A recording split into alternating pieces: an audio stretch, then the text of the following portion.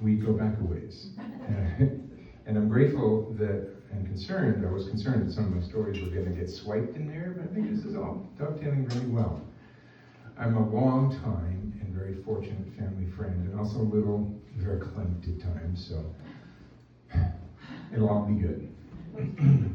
I met Rex first a long time ago. I was in high school, as you've heard, and had started dating Barbara and Rex's daughter, Kim. As a parent myself now, I fully understand the breadth of possible reactions. And from the outset, Rex made me feel welcomed, respected, and appreciated at the time and up until now. I considered myself lucky then, and I still do now. It wasn't at all what I might have expected. James Morrison was his salutation to me.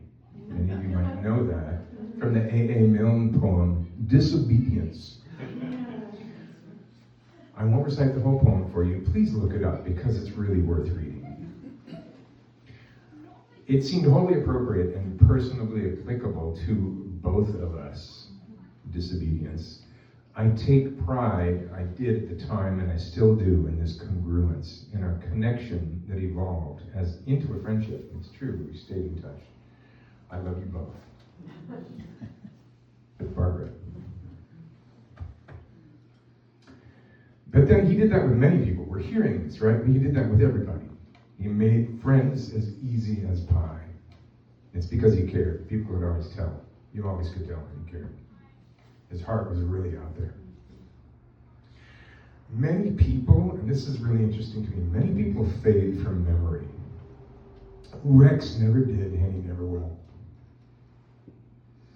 Our first meeting was a long time ago, and I find it strangely revealing that all these years have passed between that time and our subsequent friendships and visits over the decades, that his memory is still so vivid throughout that time, even with years in between conversations. It's all sort of amalgamated into this mischievous smile, right? A booming voice, and as much as it sounds cliche, an actual twinkle in his eye. It was really there, always. Some of the memories that come back to me vividly. Rex wearing an apron, holding a spatula, cooking on the grill in the house on 10th. This is on Capitol Hill in Seattle. Sitting in the living room, his cool quad speakers, these electrostatic things, playing in the background. He's leaning back, his legs are crossed, he's got a glass of wine, and he's telling stories. Watching him think, practically out loud, about intellectual property law, a problem I presented to him, myself, I came up with, and we, figured it out. His efforts to simplify and solve that problem were real. We never realized the business, but I had a damn good guy in the corner. Visiting Barbara and Rex with my wife now at their dreamed of retirement property on this island, on Vashon, or Vashon, showing us the llamas and the property, proud of their new adventure. I remember him for being adventurous, not afraid of rolling up his sleeves or tackling something new, evidenced in ways we've heard about today. And I'm so grateful that I get to flesh out this story. One of the earliest things that he was sitting there telling me with a glass of wine in the living room is this motorcycle tale. And it cracks me up when I recall his nonchalance about the potentially life-threatening endeavor, which has been seconded already. I've been riding a motorcycle for a while. And your daughter's boyfriend's riding a motorcycle? Still, he let me in the house.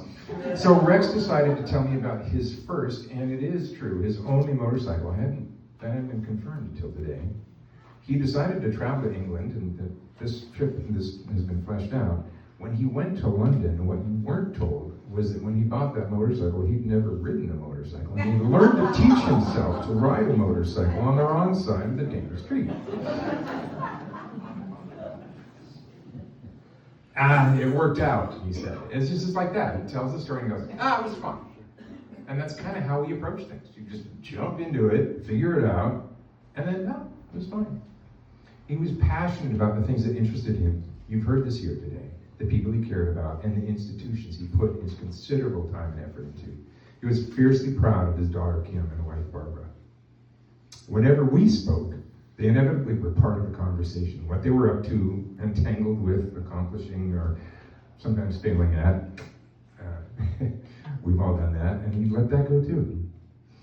His passion extended to the place that is the nexus for several of us here today, many of us actually, and certainly my relationship to his family, the Northwest School. As you heard from Mark earlier, Rex has served on the board of that school and was again passionate in his support, loyal to the school and its mission, one he believed in strongly. I did not realize how strongly he believed in it. That's a pretty remarkable set of accomplishments, none of which I've heard before. Thank you for sharing those. I could smell the story as you were telling me. My mother served on that board as well, and I now have the honor of saying the same.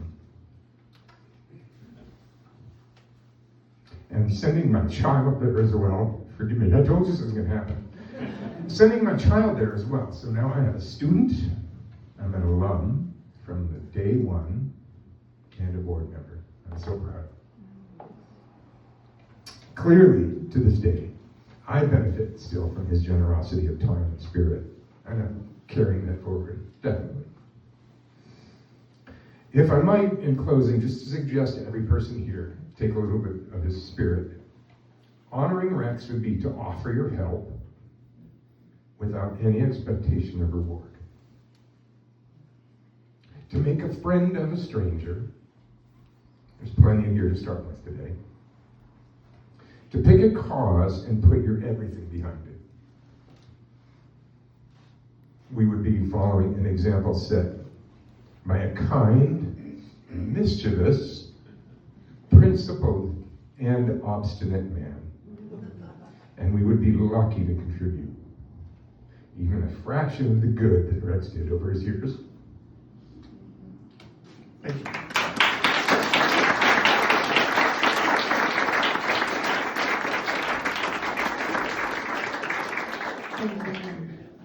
And I like the way we went full circle. So Carla would like to come up and say the closing remarks, and then we'll invite everybody to go out, either outside because the weather's nice, or inside for refreshments.